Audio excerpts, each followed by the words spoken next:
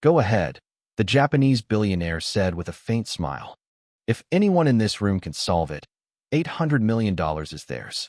Laughter rolled across the private dining room before the sentence had even settled into the crystal chandeliers above. It wasn't joyful laughter.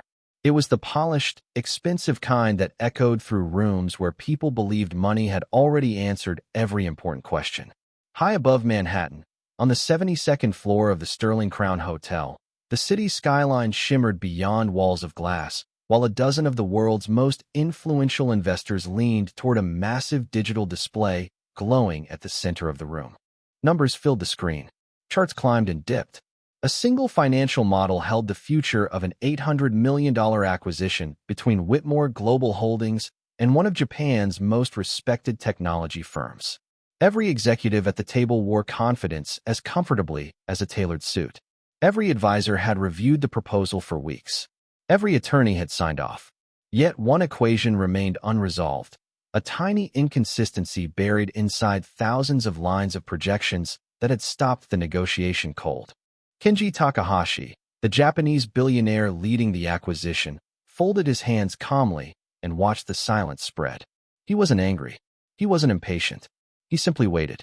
Across from him sat Ethan Whitmore, the white billionaire CEO whose name appeared on magazine covers almost as often as stock market headlines. At 39, Ethan had built an empire by making impossible decisions look effortless. Investors admired his discipline. Competitors feared his instincts. Employees rarely questioned him. Tonight, however, confidence had begun to crack around the edges. 3 consulting firms had failed to identify the flaw. 2 financial analysts had argued for nearly an hour without reaching an answer. Even Ethan's chief strategist had quietly lowered his eyes, admitting defeat without saying the words aloud. Then came the laughter. Kenji glanced toward the rows of staff moving quietly around the room with silver trays and crystal glasses. Perhaps someone else should try, he said politely. Ethan smirked before anyone could respond. Unless one of the waitresses has an MBA hidden under the apron. The table erupted again. Several guests exchanged amused glances while others politely avoided eye contact, pretending the joke hadn't landed as sharply as it had. Standing only a few feet away was Naomi Carter, a young black waitress whose pressed uniform blended almost perfectly into the elegant surroundings. She continued pouring sparkling water without changing her expression. Years in luxury restaurants had taught her that the wealthiest people often noticed everything except the people serving them.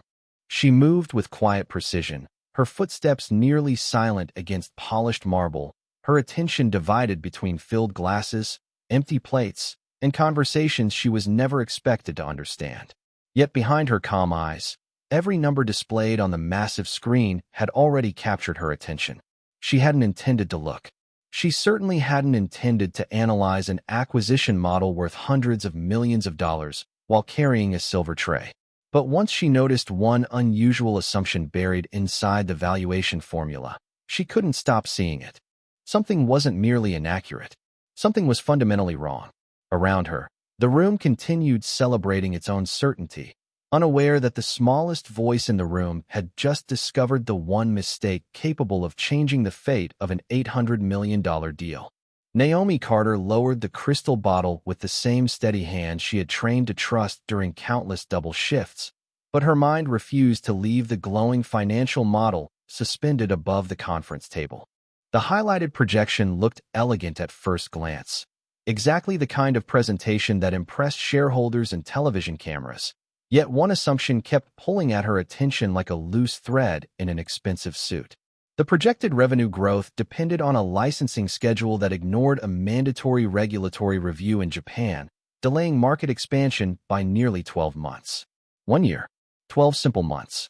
On paper, it looked insignificant. In reality, it changed the entire valuation. Naomi quietly stepped back as another server passed with appetizers arranged like works of art. Nobody noticed her except the restaurant manager, who gave her a brief nod toward another table needing fresh, sparkling water. She smiled politely and continued working. Serving guests came first. It always had. Long before she wore a black apron inside one of Manhattan's finest hotels, Naomi had dreamed of a very different future.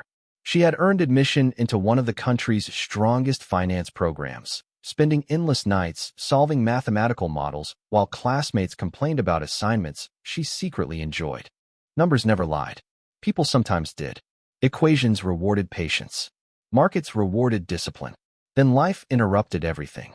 Her younger brother Marcus had been diagnosed with a chronic medical condition that required expensive treatment, frequent appointments, and someone willing to sacrifice a promising career without complaining about the cost.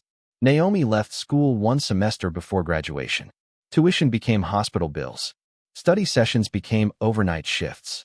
Her textbooks slowly disappeared into storage boxes while restaurant uniforms filled her closet instead. Yet every morning before work, she still spent one quiet hour reading financial journals borrowed from the public library. She solved case studies for companies she would probably never advise. She analyzed mergers no employer knew she understood. Knowledge had become the one investment nobody could take away from her. Back inside the private dining room, voices grew louder as consultants debated increasingly complicated explanations for the mysterious discrepancy. One analyst blamed foreign exchange volatility. Another suggested political uncertainty. A third insisted the software simply needed recalibration. Kenji Takahashi listened without interruption, his expression revealing almost nothing. Ethan Whitmore, however, was losing patience. He loosened his tie slightly and glanced toward the clock mounted discreetly behind smoked glass. Every additional minute threatened investor confidence. Every unanswered question made tomorrow's headlines more dangerous. Naomi walked behind the executives to refill another glass, allowing herself one brief look at the projection again.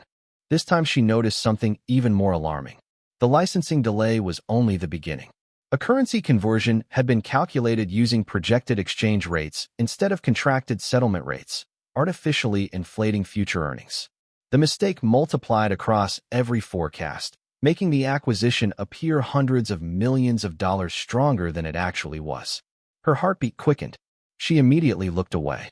This was not her meeting. She was not an analyst. She was not a consultant.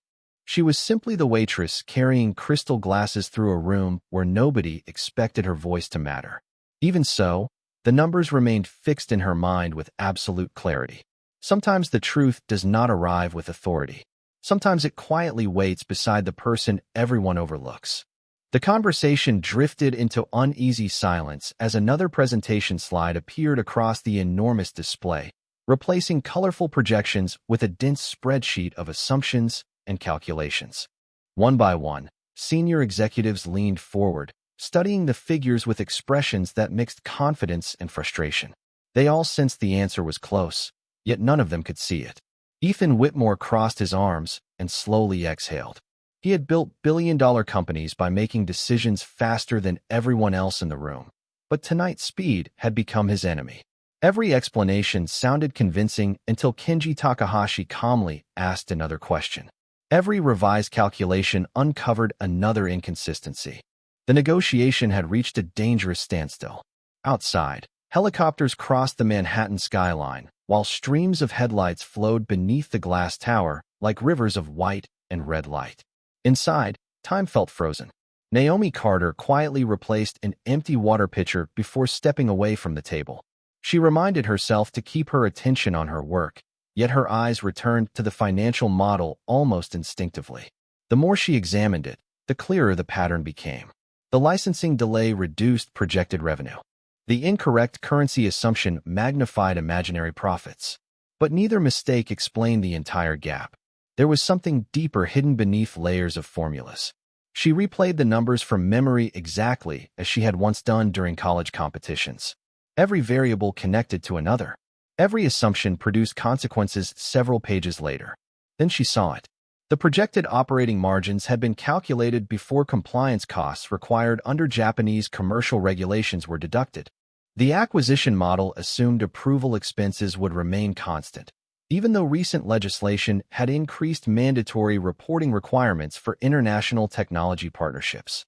The omission looked almost invisible inside thousands of cells, but once included, it reshaped the valuation from top to bottom. Naomi stopped walking. Her heart skipped once before settling into an uncomfortable rhythm. It was no longer a possibility. She was certain. Across the room, One consultant confidently recommended approving the acquisition without additional review. Another suggested postponing the signing ceremony for 30 days. Neither solution addressed the real problem. Kenji remained perfectly composed, his fingers resting lightly against the polished walnut table. He watched every speaker with remarkable patience, almost as though he already knew where the mistake was hiding. Ethan finally stood and walked toward the display. He circled several numbers with a digital pen before turning back toward his advisors. "Someone is missing something obvious," he said, his voice controlled but noticeably sharper than before. "We have some of the highest-paid analysts in the industry sitting in this room. I refuse to believe an $800 million acquisition is being delayed by a spreadsheet." The room fell quiet again. Nobody volunteered an answer. Nobody wanted to become the next person proven wrong. Naomi looked down at the silver tray resting in her hands. She could remain silent, finish her shift, collect her paycheck, and leave before midnight like every other evening. That was the safe choice. Yet she also knew that if this agreement moved forward without correcting the model, both companies would inherit a financial disaster disguised as a successful partnership. Knowledge carried responsibility. Sometimes remaining silent protected a career. Sometimes it protected nothing at all. As Ethan stared at the frozen projections one more time, Naomi realized the next decision she made could change not only the future of the deal, but the course of her own life. Naomi drew one slow breath and reminded herself why she had stayed silent for so many years. It was not because she lacked knowledge. It was because experience had taught her that people rarely expected wisdom to arrive carrying a serving tray. She reached for another crystal glass, placing it gently before one of the attorneys, but her attention never left the glowing spreadsheet. The answer stood before her with complete clarity, almost demanding to be spoken aloud. Around the table, frustration continued to spread. One consultant suggested increasing the projected growth rate. Another argued that the acquisition could simply absorb the additional compliance expenses after closing. Their voices overlapped until they became little more than polished guesses wrapped in expensive vocabulary. Kenji Takahashi listened quietly, his calm expression unchanged. His silence carried more weight than the arguments surrounding him. Ethan Whitmore rubbed his forehead before turning toward the screen again. The confidence that usually defined him had begun to give way to irritation. He prided himself on solving impossible problems faster than anyone else. Yet tonight, every expert in the room seemed trapped inside the same maze. The digital clock on the wall continued counting the minutes, each passing second making the unfinished agreement more uncomfortable. Naomi placed the final glass on the table and started to step away. She had almost reached the service entrance when she stopped. Her grandmother's voice echoed through her memory with perfect clarity. "Never be afraid of the truth simply because the room is full of powerful people. Truth does not become smaller when the audience becomes richer." Naomi slowly turned back toward the conference table. Her heartbeat became louder than the conversations around her. Every instinct told her to remain invisible.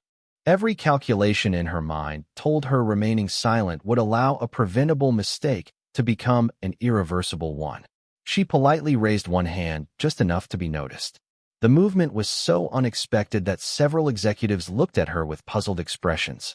Ethan glanced toward her, clearly assuming she needed permission to clear another plate. "Yes?" he asked impatiently. Naomi kept her voice respectful and steady. "Excuse me, sir. I believe the valuation model is missing more than one adjustment." The room froze. Forks stopped moving.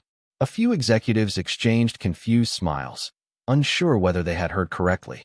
One consultant leaned back with an amused expression while another quietly shook his head.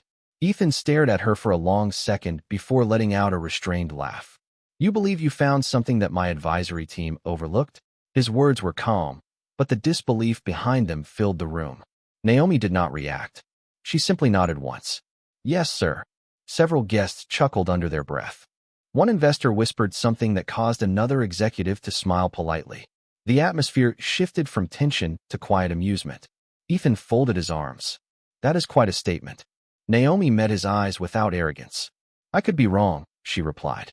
"But if I am correct, the issue is not the revenue forecast. It begins with the compliance assumptions, continues through the currency settlement schedule, and affects every projected operating margin afterward. The laughter disappeared almost instantly. Kenji Takahashi slowly lifted his eyes toward Naomi for the first time that evening. His expression remained composed, but there was unmistakable curiosity behind it. Without saying a single word, he reached for the digital presentation remote resting beside his notebook and gently slid it across the polished table in Naomi's direction. For a brief moment, nobody moved. The digital presentation remote rested on the polished walnut table between billionaires, attorneys, and senior executives, yet it suddenly felt heavier than any contract in the room. Naomi Carter looked at it without reaching forward. She understood exactly what accepting it would mean. The moment her fingers touched that device, she would no longer be the invisible waitress quietly serving sparkling water. She would become the person challenging an entire room of financial experts. Ethan Whitmore watched her carefully, still convinced confidence had somehow replaced caution. He leaned back in his chair and folded his hands. "Go ahead," he said evenly. "If you believe you have found what every consultant in this room missed, show us." His words sounded polite, but the room understood the challenge behind them. Naomi stepped closer to the display. Her black uniform looked almost out of place beside a presentation prepared by one of Wall Street's most respected advisory firms. Several executives exchanged uncertain glances. One quietly reached for his phone, sensing that something unusual was about to unfold. Naomi accepted the remote with calm hands and enlarged the financial model until the licensing assumptions filled the screen. She did not rush. She did not attempt to impress anyone. Instead, she spoke with the quiet precision of someone who trusted mathematics more than opinions. "The first issue begins here," she said, highlighting a single line buried deep within the projections. "This schedule assumes commercial approval begins immediately after signing. Under the current Japanese regulatory framework, approval requires an additional review period before implementation. Revenue recognition cannot legally begin during that interval." She paused only long enough for everyone to follow the numbers before continuing. "That 12-month delay changes every projected cash flow afterward." One consultant frowned and quickly opened his laptop. Another began scrolling through government compliance documents with increasing urgency. Naomi moved to the next section. "The second issue appears here. These exchange rates are projected market estimates. However, the acquisition agreement specifies contracted settlement rates. Those two numbers cannot be substituted for one another without overstating future earnings." The room grew noticeably quieter. Ethan's confident expression softened into concentration. He looked from the screen to his chief financial officer, who had already stopped taking notes and was now recalculating figures by hand. Naomi advanced another slide. "There is one final adjustment." Her voice remained calm, almost gentle. "Compliance reporting costs have been excluded from the operating margin calculation. Once those expenses are included, the projected profitability decreases significantly during the first 3 fiscal years." Nobody laughed this time. Fingers raced across keyboards. Analysts whispered to one another while comparing formulas line by line. One attorney quietly removed his glasses and read the acquisition documents again from the beginning. The silence inside the room became different. It was no longer filled with skepticism. It was filled with verification. Nearly 2 minutes passed before Ethan's chief financial officer slowly lifted his head. His face had lost every trace of certainty. "She is correct," he said quietly. "Every adjustment checks out." Another analyst looked up moments later. "The revised valuation changes the purchase price substantially." Across the table, Kenji Takahashi allowed himself the smallest smile of the evening. It was not a smile of victory. It was the expression of a man who had just witnessed someone value truth over status. Ethan remained standing beside the display, staring at the corrected projections that every expert in the room had somehow overlooked. For the first time that night, he was not looking at Naomi as a waitress. He was looking at her as the sharpest financial mind in the room. The room remained silent long after the last calculation had been verified. It was not the uncomfortable silence that had filled the negotiation earlier. This silence carried respect. The glowing financial model on the wall now displayed the corrected valuation, and every revision Naomi Carter had suggested aligned perfectly with the supporting documents spread across the conference table. One after another, analysts confirmed the numbers independently. There was no debate left, only facts. Ethan Whitmore slowly walked toward the display, studying each corrected figure as though seeing his own presentation for the very first time. He had spent years believing the strongest person in any boardroom was the one who spoke first, the one who controlled the agenda, the one whose signature closed the deal. Tonight, a different kind of strength had entered the room. It had arrived quietly, wearing a name tag instead of an executive title. Kenji Takahashi rose from his chair with calm, deliberate movements. Every conversation stopped immediately. He looked first at the corrected financial model and then at Naomi. His expression carried neither surprise nor triumph. Instead, it reflected quiet admiration. Accuracy, he said gently, is the highest form of respect in business. His words settled over the room with remarkable weight. He turned toward Ethan. My company has postponed this agreement for 3 weeks because I believe there was a structural flaw hidden inside these projections. My advisors could identify the symptoms, but not the source. Tonight, Miss Carter identified every major issue in less than 15 minutes. Ethan lowered his eyes for a brief moment before looking back at Naomi. The confidence that had once sounded like certainty now felt very different. How? He finally asked. Naomi hesitated before answering. She had never expected to explain her past inside a room filled with billionaires. Before my brother became sick, she said quietly, I studied quantitative finance. I loved valuation models because they tell stories. Every number has a reason for existing. When one number does not belong, the story changes. Nobody interrupted her. I left school during my final year because my family needed me more than my degree. Working here paid the bills, but I never stopped studying. Every morning before my shift, I read financial reports and practiced valuation exercises. Knowledge only disappears when you decide it no longer matters. Several executives exchanged thoughtful glances. The consultant who had dismissed her earlier slowly closed his laptop, unable to hide the humility spreading across his face. Ethan looked toward his chief financial officer, who simply nodded once. There was nothing left to dispute. The evidence was sitting on every screen in the room. Kenji smiled warmly. Talent does not ask for permission before it exists, he said. Sometimes the world simply fails to notice it. Those words lingered in the air as if everyone present understood they applied to far more than one financial model. For years, Naomi had entered rooms through service entrances while others entered through private elevators. She had carried trays while they carried briefcases. Yet on this night, the person who understood the future of an $800 million acquisition better than anyone else had not been sitting at the conference table. She had been quietly refilling water glasses, waiting for someone to care more about the truth than about appearances. Ethan Whitmore remained standing beside the conference table, but something fundamental had shifted inside the room. Titles still appeared beneath every nameplate. Expensive watches still reflected the glow of the skyline. The acquisition was still worth hundreds of millions of dollars.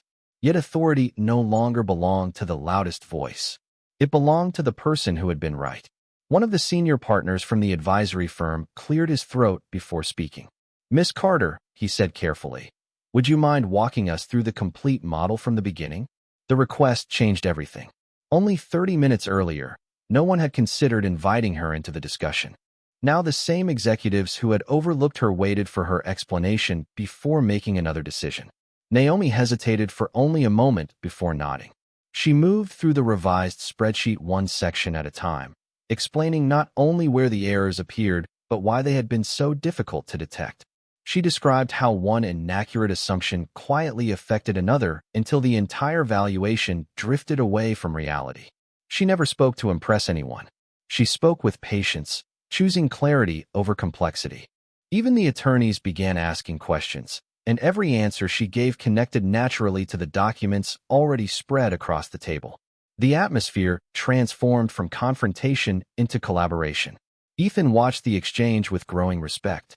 Throughout his career, he had believed intelligence announced itself through confidence, polished presentations, and prestigious credentials. Naomi challenged every one of those assumptions without ever trying to. She simply knew the material better than anyone else in the room. Kenji Takahashi observed quietly before turning toward Ethan. Your company has remarkable resources, he said. Tonight it also discovered remarkable character. Ethan understood the meaning immediately. Resources had built the meeting. Character had saved it. One of the younger analysts finally broke the silence with an embarrassed smile. I reviewed this model 4 separate times, he admitted. I never questioned the compliance assumptions because everyone before me accepted them. Naomi looked at him kindly. That happens more often than people realize, she replied. Sometimes we inherit confidence instead of verifying facts. Several people around the table slowly nodded. Those words carried far beyond finance. Ethan walked toward the panoramic windows overlooking Manhattan.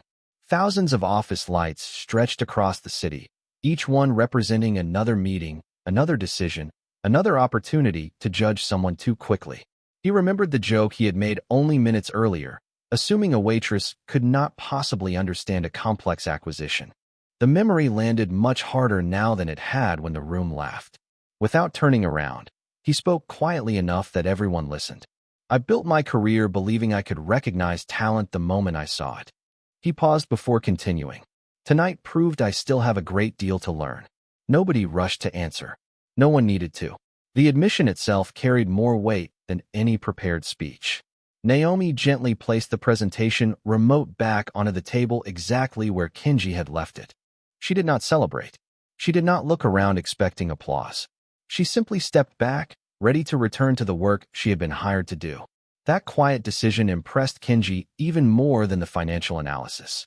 The rarest kind of confidence was not the desire to be admired. It was the ability to remain humble after proving everyone else wrong. In that moment, every person inside the room understood they had not merely witnessed an extraordinary financial correction. They had witnessed dignity reveal itself in the least expected place. The corrected valuation was approved only after every assumption had been reviewed again from the beginning. What had started as a stalled negotiation slowly transformed into one of the most productive meetings either company had experienced. Revised figures replaced optimistic guesses. Risk assessments became realistic. The acquisition no longer relied on hope. It relied on facts. As the final documents were updated, assistants hurried quietly between the conference table and the legal team while financial analysts checked each revision one last time. Nobody seemed interested in leaving anymore. They wanted to understand how one overlooked mistake had remained hidden despite weeks of preparation. More importantly, they wanted to understand the woman who had uncovered it. Ethan Whitmore walked back toward Naomi with none of the confidence that had colored his earlier remarks. This time there was no audience to impress and no image to protect. There was only a conversation that should have happened much sooner. "Miss Carter," he said sincerely, "I owe you an apology. I judged you before I knew anything about you." Naomi looked at him with the same calm expression she had carried throughout the evening. She did not appear angry. She did not appear triumphant. "People make assumptions every day," she answered gently. "The important part is deciding whether to keep believing them after the truth appears." Ethan nodded slowly.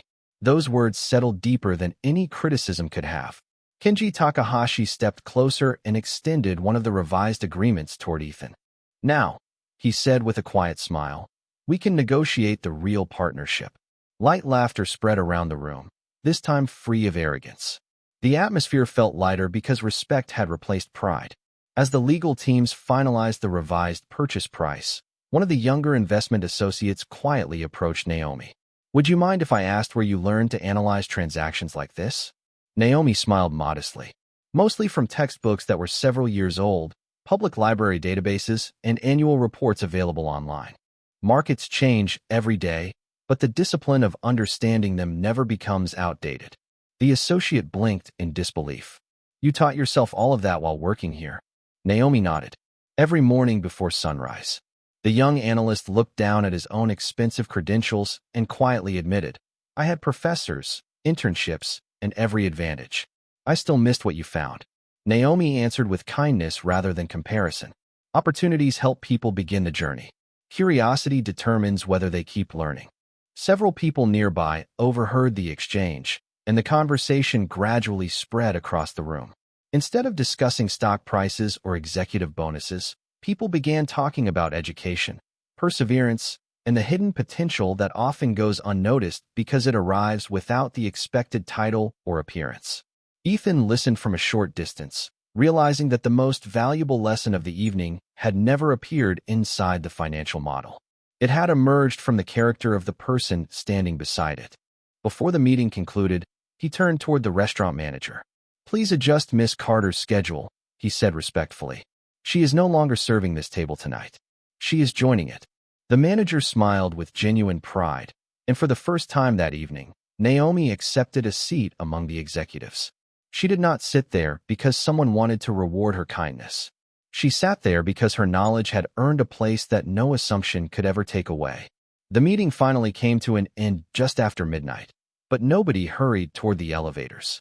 The contracts had been signed, the corrected valuation had protected both companies, and the skyline beyond the glass walls still shimmered beneath a quiet blanket of city lights. Yet the conversation lingering inside the room had little to do with mergers or balance sheets anymore. People who had arrived expecting to remember an $800 million acquisition would leave remembering a woman they almost never noticed. Naomi Carter stood beside the panoramic windows for a brief moment before quietly collecting the folded apron she had removed earlier that evening. To her, it was never a symbol of embarrassment. It represented honest work, responsibility, and the family that depended on her. Ethan Whitmore approached, carrying a simple leather portfolio instead of another contract. He stopped a respectful distance away before speaking. "I spent years searching for exceptional talent," he said. "Tonight I realized I was looking in all the places where talent is easiest to recognize instead of where it actually exists." Naomi listened without interrupting. Ethan opened the portfolio and placed a single document on the table between them. It was not a publicity agreement.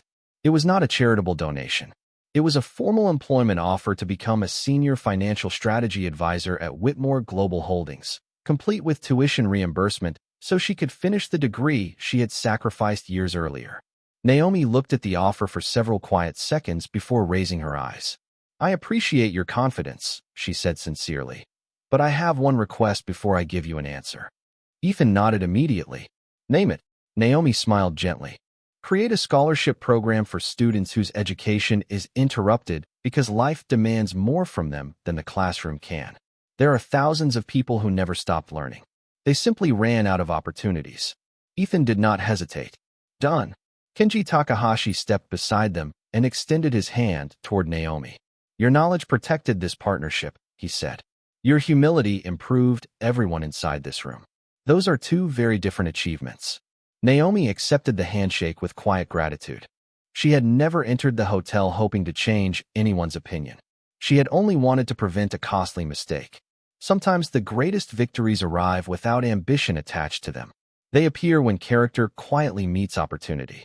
As the final guests departed, one of the younger analysts paused before leaving and looked back across the empty conference room. Earlier that evening, he had seen a waitress carrying crystal glasses. Now he saw a teacher who had changed the way he would evaluate every colleague for the rest of his career. The city outside continued exactly as it had before. Traffic flowed through the streets. Office lights slowly disappeared across Manhattan. Another business day would begin in only a few hours. But somewhere inside one of those towering buildings, a scholarship program would soon open doors for students whose stories looked remarkably similar to Naomi's. And inside Whitmore Global Holdings, hiring decisions would never again begin with appearances. Ethan watched Naomi leave through the same doorway she had entered at the beginning of the night, but this time no one failed to notice her. She did not leave carrying $800 million. She left carrying something far more enduring. She had reminded an entire room that intelligence does not wear a designer suit, dignity does not depend on a job title, and the most valuable person in the room is often the one everyone forgets to see until the truth gives them no choice but to look.